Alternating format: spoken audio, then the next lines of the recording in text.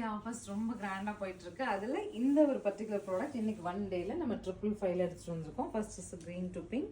அடுத்து வர கலர்ஸ் நான் குயிக்கா காமிச்சிடுறேன். அண்ட் ஆல்சோ ப்ராடக்ட் முடிஞ்சதும் வீடியோ டெலிட் பண்ணிடுவாங்க. இந்த வீடியோல இன்னைக்கு 1 டே தான் இந்த ஆஃபருங்க. நெக்ஸ்ட் ரெகுலர் டேஸ்லனா இது 750 தான்.